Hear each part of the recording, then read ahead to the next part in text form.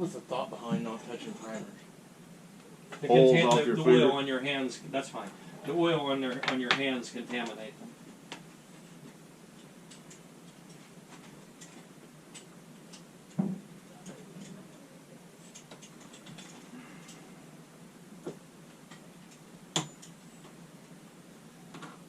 I like the shit out of that thing. Mm-hmm.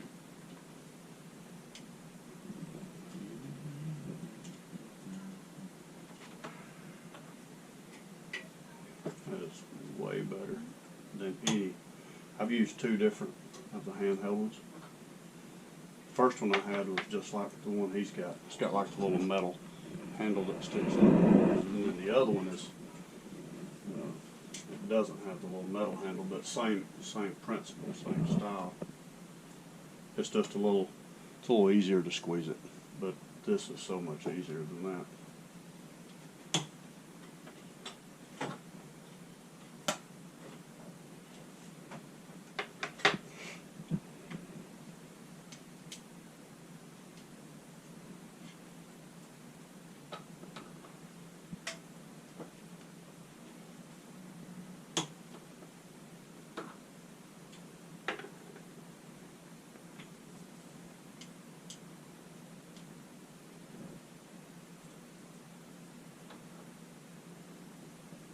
Stop this when you go there. Mm-hmm.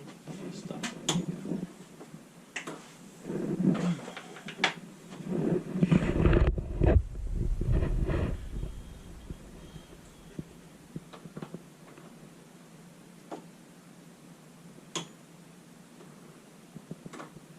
I have right here, I was looking underneath there, I have, counting that one up there, I have 1, 2, 3, 4, I have at least 4 different kinds of priming tools underneath there right now.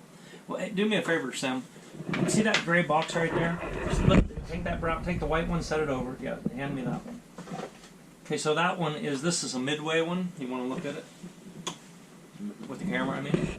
Are you running? So that's a midway one. It's okay. I didn't mind it.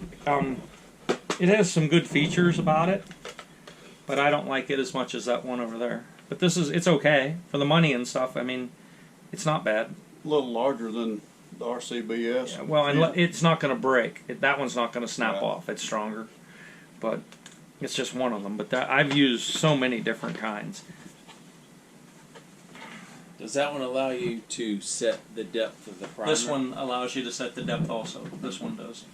Set that back, please. There you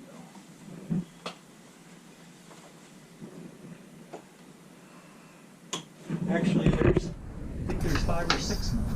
There's a bunch of them.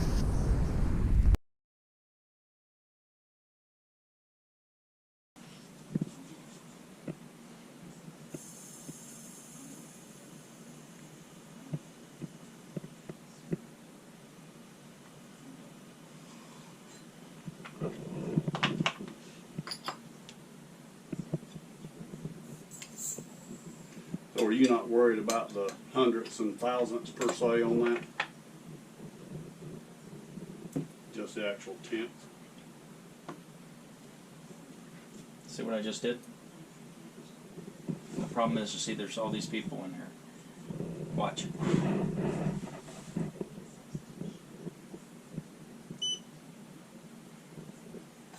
Did 0. Well, you're not grasping this. It takes a while to use this. You watching? Mm-hmm. That's a 1 grain. You get it? Yep, I understand that. Did this beep? I think it beeped, didn't it? Don't ask me, because I Something can't. beeped. I don't know what it was. I can't hear that unless I'm right on it. All right. So, anyways, I got to get in the system here.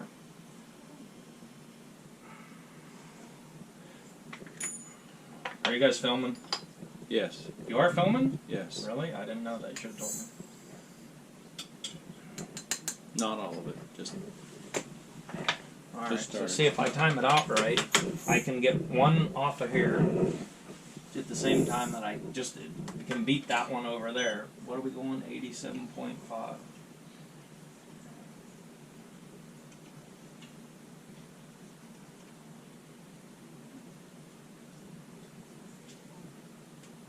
If I had two of those sitting side by side, it could actually keep me going where I could just barely keep up with it, and that would work great.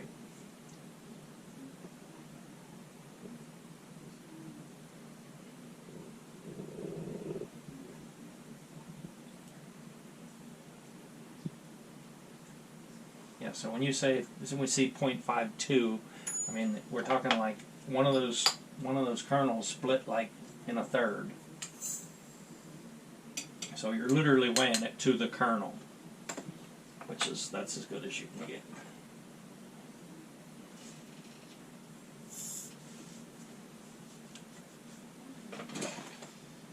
I love the fact that this one automatically starts dispensing again. You don't have to press a button. The other ones you have to press a button to make it start dispensing again.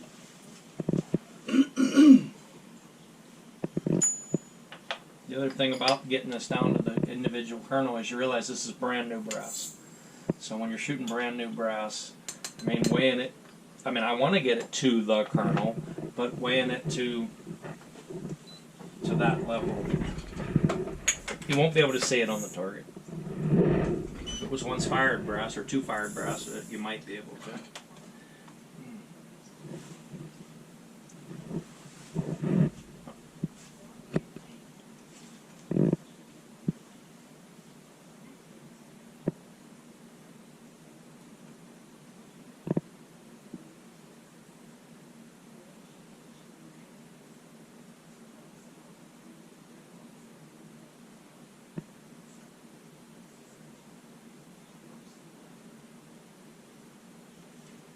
They make a thing called a Prometheus that does the whole dang thing for you, to the kernel.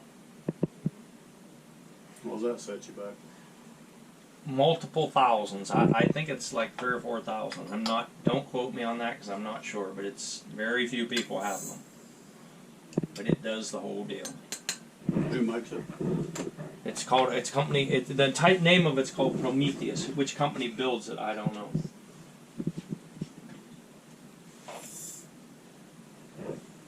But if you had two of those, or even three of those, sitting side by side, you would be able to go as fast as you could go.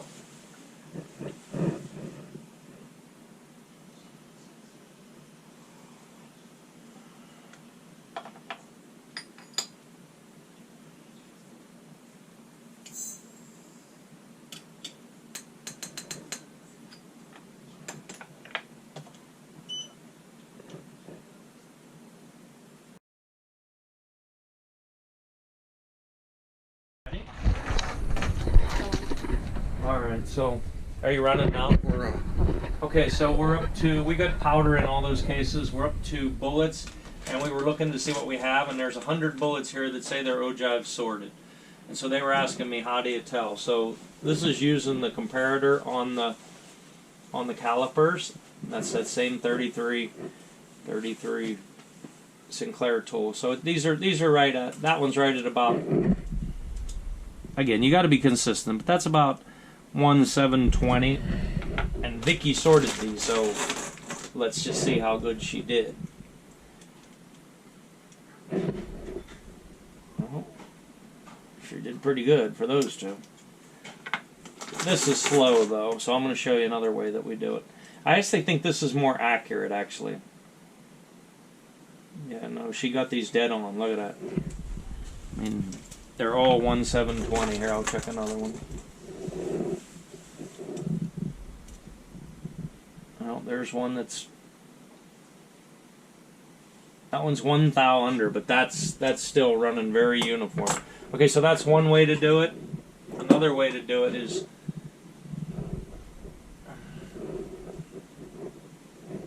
get this out. Same deal. One of these says 33 on it. And you just drop the bullet in it. Lift it up. And again, it doesn't matter what number, it just matters that the number is the same. God, get this crap out of my way. And just spin it. So that's actually running right at 80, 80 and a half, whatever.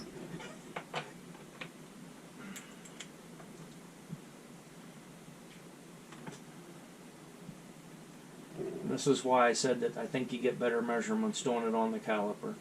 It's showing about 80, about 82 right there.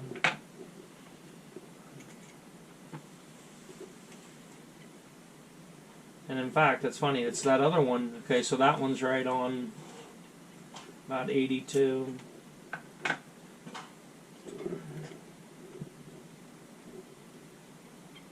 How much deviation do you want, or is it acceptable? Again, it depends what you're doing. I mean, if you're going to a match and you want to set a record, I want them all to be the same or within one. If you're hunting? 2, no more than 2. 2 thousandths. Yeah. Anyways, I actually think that using the one on the blade of the caliper, I think it's definitely slower, but I actually think that it's more accurate. A lot of times I'll do it out in the field, like when we take a whole bunch of bullets and stuff with us, like you may see tomorrow, if it is tomorrow. Here, help. Get all, see if there's really 100 there.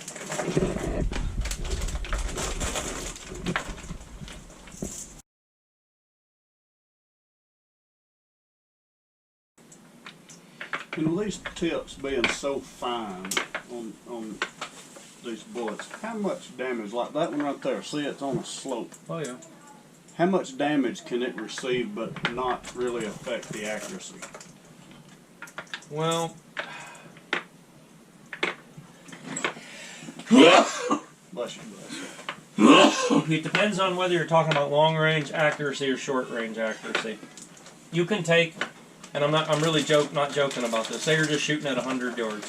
You can take this bullet and take a pair of side cutters and cut that much off the end of it, and it'll go right through the same hole as all the other ones. Really? But if you take a penknife even, and you scratch the base right here, it won't even hit the target. Yep. You think about it. All the pressure's behind it, Right. pushing it. So if there's a scratch or a cut in the edge of the base of the boat tail, when it comes out, it tips it, because it doesn't push on it. But you can literally cut the front of it right off. Now, of course, at long range, you know, it would drastically affect the long range, down range performance. But up close, no big deal at all.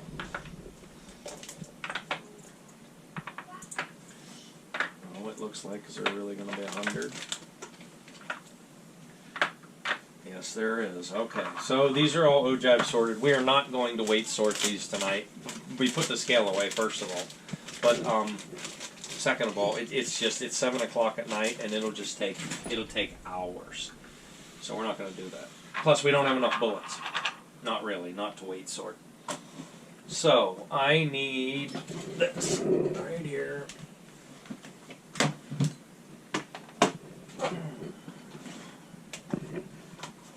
Alright, this is a Redding match, Redding Type S match die set. And you notice I have the expander, I have the decapping pin and expander ball removed from the die because I do not use these. Because we use dedicated expanders. And I should have showed you that. We probably will see it in another operation. We use dedicated decap dies. Yeah, you had me buy a separate one. Right. I do remember that. So you just don't use this, right? You don't use that. Again, more information than I have time for. Okay, tonight. hold on. How did you know which one of them to put in? Which one? What? Uh, Which bushing? yes. Well, we're not using bushings today. We didn't Oh. use any bushings, Okay. right? You haven't seen us use any bushings, No. right? Well, why would we? We expanded up. We didn't use a bushing for anything. I'm just trying to get you to think through it. We have to make sure that we have all our shell holders. When you use a bushing, that is for resizing. You understand, Sam? It seems like you're lost. I am. Okay, well, explain. This is new brass, right? Yeah. Bushing makes it small. Okay, this is new brass, and we expanded them up with the expander mandrel, right? Yeah. Why do we want to push them back down? I don't know. Well, we don't, right? Okay. Okay. Those bushings, that's for resizing brass that has been fired. Or for in this conversation, that's what they're for. They're for pushing neck diameters back down, not going up.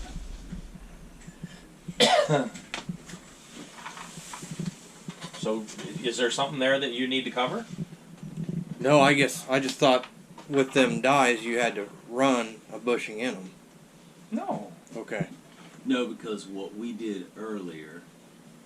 No, because there's this brand new brass, and why would we want to? Why do we want to take the neck and push it down? I don't know. I was just asking. I don't know. I mean, I'm new to this, so. We don't want to. Okay. All right. We'll. That's why we need a minimum of 2 days worth of reloading. All right, Don. We didn't do it on camera, but I looked inside all of these with a flashlight. I don't think we did it on camera. Right? It's really important to actually look in every one of them cases and make sure that there's powder in there and that it's the same amount of powder in there, okay? We did that. Now, actually, there's something that can be learned here too. Give me one of your loaded cartridges.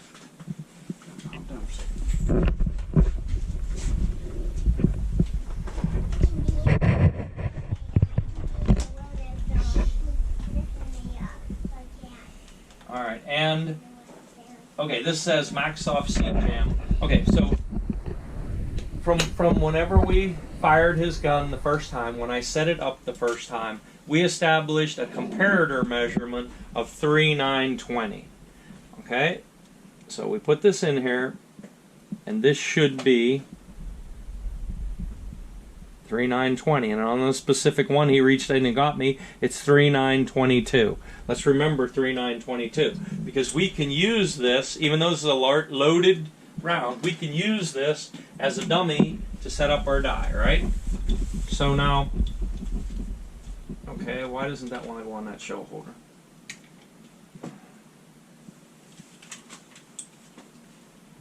Okay.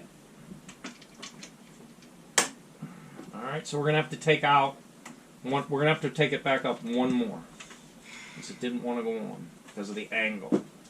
Alright, so see where we're at now. Okay, it went on. Now you go really careful because you don't want to jam that bullet any deeper, because that's already been established. Alright, so I just ran it in and I didn't touch anything, and the thimble is loose. So all I'm going to do is gently turn this down until I feel it touch that bullet. Right there. Now, it's touching there, but I'm going to back off. I'm going to back off about 15 and come down on it slowly. And in fact, I'm going to go back about 20, because this is a different lot number of bullets. Alright? And it may be slightly different. Alright, you need to put that back where it came from. So the measurement is 3.920. Alright? So, take this, stick it in there, run it in, and see where we're at. This is going to be a problem right there.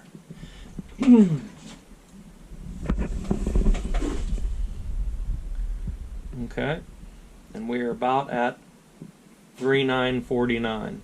So I'm going to turn it down some. I'm going to go about 10. I don't like this show holder. It's not going in the way I want it to. Make certain though that, okay, that's a 48. What is this? That's a 48. Let's try a 14. Okay, let's see if this is any better. Yes. Okay. Alright. So there you see why. Remember I told you 2 shell holders? Make sure that we put that shell holder back in that box. That has to go with us out in the field tomorrow. Alright, so we're now at 3,934. So I'm going to take the 4.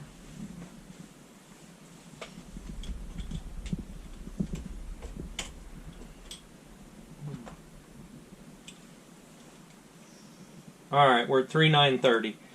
So, we're going to sneak up on it. I want to try another one.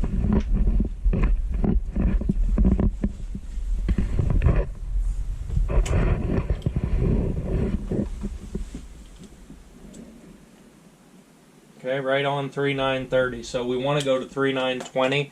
So I'm going to take 5.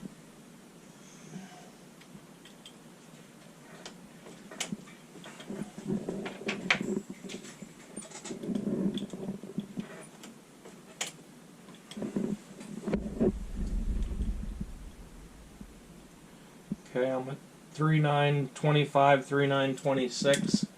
On that one, I'm going to go with another new one just to see. Okay,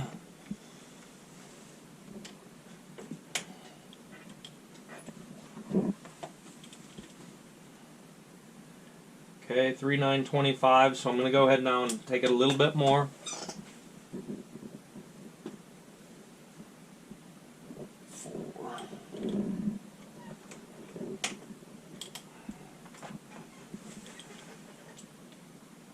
Alright, there's 3921. And if they all end up being 3921, I'll just live with that. Because we haven't done seating depth work for this gun anyways. So it doesn't matter. Because we'll reestablish it out in the field.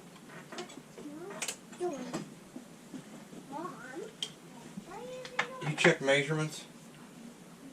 Do I check measurements of what? I mean, with your micrometer, you check any measurements halfway through to make sure anything's moving, or you just go with it? Once it gets set? Yeah. Once it's set, it's fine. 3921, and that's where I'm going to run them at. Go out of this room. So when you press that arm down, you're just trying to keep the same tension every time you go down, the same feel.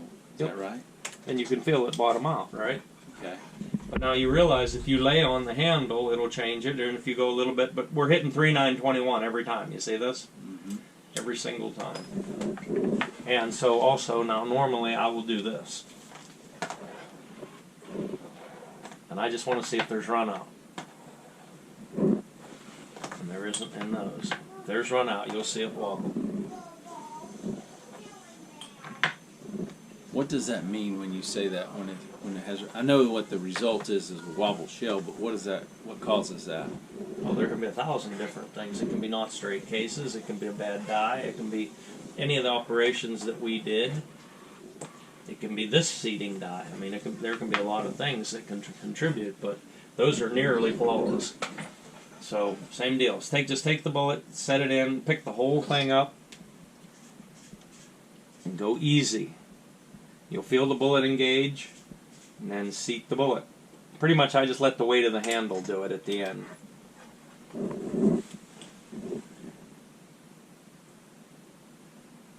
$39.21.5. Alright, so if you guys want to seat bullets, but you have, this is important, you can't mess this up. These are your shells. You want to sit here and do it? Yes or no? Yeah. Just do the same thing. Measure every one. Okay? They're coming out at 3921, 3921.5. Don't spill the powder. Oh, look at that big hunk of brass right there. I can't see it though. Good luck. Oh. Man, you got this thing set up on the wrong end of the table. I'm having to use the wrong hand.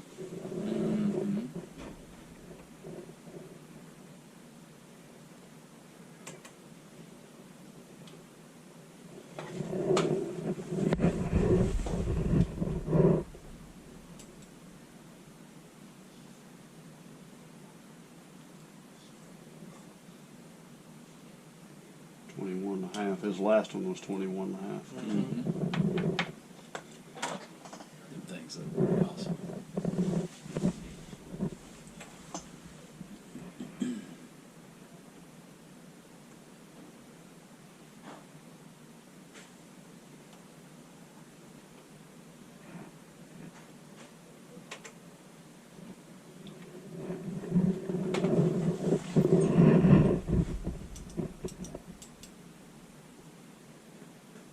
Right on the money.